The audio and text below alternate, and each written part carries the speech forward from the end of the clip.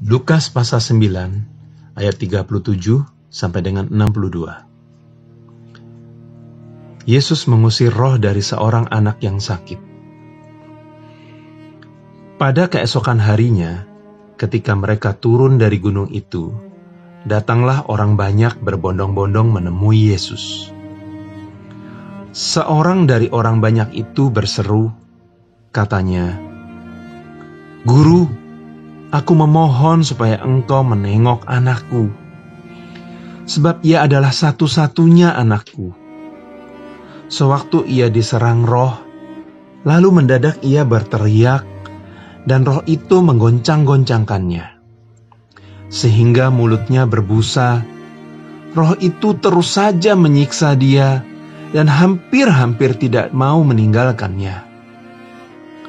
Dan aku telah meminta kepada murid-muridmu supaya mereka mengusir roh itu, tetapi mereka tidak dapat."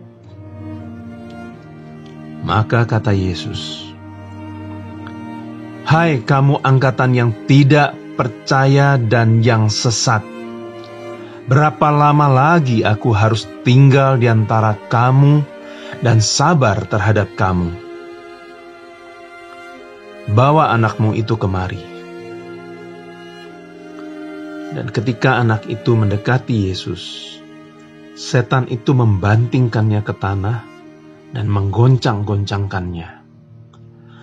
Tetapi Yesus menegur roh jahat itu dengan keras dan menyembuhkan anak itu, lalu mengembalikannya kepada ayahnya.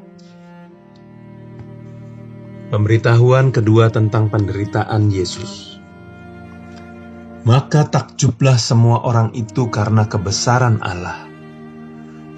Ketika semua orang itu masih heran karena segala yang diperbuatnya itu, Yesus berkata kepada murid-muridnya,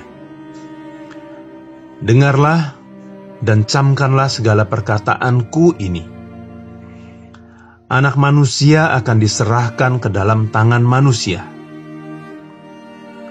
Mereka tidak mengerti perkataan itu, sebab artinya tersembunyi bagi mereka, sehingga mereka tidak dapat memahaminya, dan mereka tidak berani menanyakan arti perkataan itu kepadanya. Siapa yang terbesar di antara para murid? Maka timbullah pertengkaran di antara murid-murid Yesus tentang siapakah yang terbesar di antara mereka.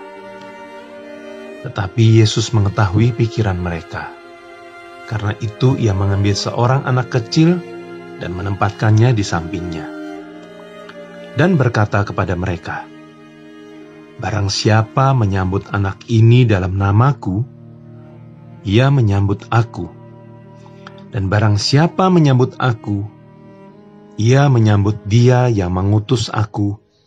Karena yang terkecil di antara kamu sekalian, dialah yang terbesar." Seorang yang bukan murid Yesus mengusir setan. Yohanes berkata, "Guru, kami lihat seorang mengusir setan demi namamu.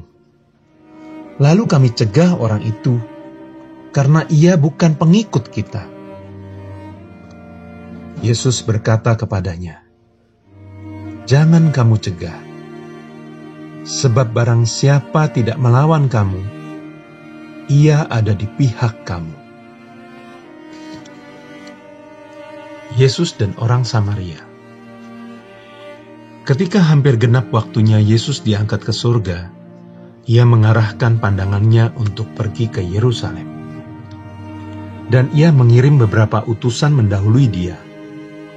Mereka itu pergi, lalu masuk ke suatu desa orang Samaria, untuk mempersiapkan segala sesuatu baginya.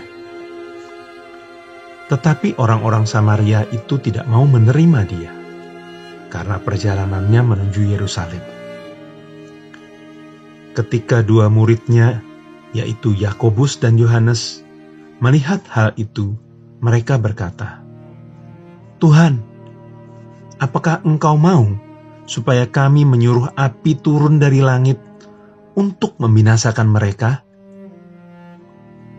Akan tetapi ia berpaling dan menegur mereka Lalu mereka pergi ke desa yang lain. Hal mengikut Yesus. Ketika Yesus dan murid-muridnya melanjutkan perjalanan mereka, berkatalah seorang di tengah jalan kepada Yesus, "Aku akan mengikut engkau kemana saja engkau pergi." Yesus berkata kepadanya, "Serigala mempunyai liang dan burung mempunyai sarang, tetapi Anak Manusia tidak mempunyai tempat untuk meletakkan kepalanya." Lalu ia berkata kepada seorang yang lain, "Ikutlah aku." Tetapi orang itu berkata, "Izinkanlah aku pergi dahulu menguburkan Bapakku." Tetapi Yesus berkata kepadanya, "Biarlah orang mati menguburkan orang mati, tetapi engkau pergilah dan beritakanlah kerajaan Allah di mana-mana."